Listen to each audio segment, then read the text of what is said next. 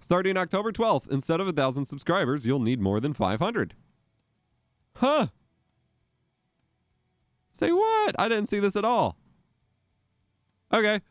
I'm totally fine with that. I was actually just complaining about how, like, frustrating it is for some of this stuff to, like, be limited. I was around in, pre-2015, 2016, when YouTube became just a cesspool of ridiculous, like, garbage content and money chasing and things like that, because they opened the floodgates and all sorts of malicious and spam channels just kind of took over the site. It was a bad place. I had been on YouTube already at that point for quite a few number of years and worked for an MCN where we had plenty of those channels in our MCN making money that we had to clean out. YouTube became a very bad place when there were no rules. So I firmly was backing the push that they needed to tighten things up, clean things up, add requirements, all that.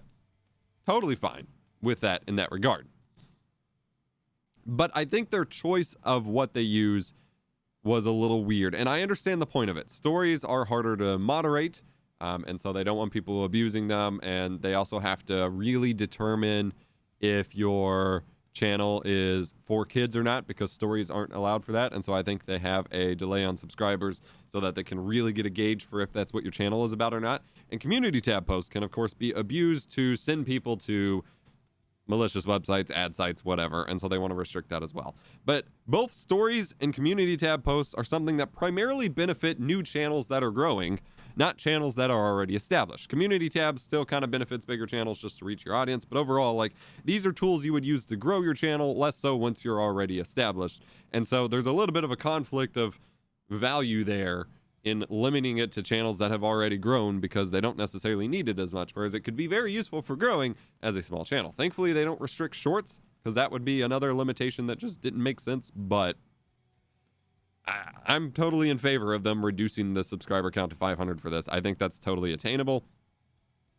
You don't really need it before that, probably. I'm fine with that. Like, even on my HoloQuest channel, which is 700 whatever subscribers, like, I still have the old discussion tab from old school YouTube like 10 years ago. Other people can comment there. I can comment here. Hey, this isn't the community tab. And the difference in functionality here is that this is only on the channel. It's like back in the MySpace days when you wrote on someone's wall or whatever. You'd have to go to this channel and then go to the discussion page to see this. Most people don't know it exists because for most channels it doesn't exist anymore. You had to have had a channel when this existed and not a new channel, and then still not reach the subscriber count, because this was just a random side channel that I never built up until recently. And so that's why it's there. So there have been a couple of times when I've thought, hey, here's a funny meme I want to post to my community tab for this HoloQuest channel. Or, hey, I want to just repeat a message that people may not have seen. But it doesn't really limit anything just yet. So, personally, I'm a fan of this change. I think it will be helpful and is fine, but isn't super significant. Either way. Anyone remember Reply Girls? Yeah, reply videos. So the funny thing is, with YouTube Shorts now, where you can like clip out parts of a video and make a short about it, you effectively have reply videos again, but there's no section attached to the video. And this is what frustrates me about the new clips feature as well, is there's no way to like be watching a video and then see clips or shorts or whatever made with regard to that video. And I think that's really weird, and a limiting factor of the clips compared to Twitch clips is you can't easily go find them. What makes stories harder to moderate? Would it not be the same as regular videos or shorts? I mean, the fleeting nature of it, and just like you can post them more back to back. Like it would basically be more like a short. I think it's more, they probably, I would imagine they don't have all the same systems in place due to where it posts, and like you're less like, so the way YouTube moderation works is they have lots of automated filters, scanning content, checking for things and whatever. And then they do have real people that check, you know, spot check and things like that. But a lot of things that just kind of get detected and whatever comes down to user reports. Like even just one user sometimes is enough to catch a red flag piece of content and get a person or even a rescan from the bot to come detect it and then pull it in for future review.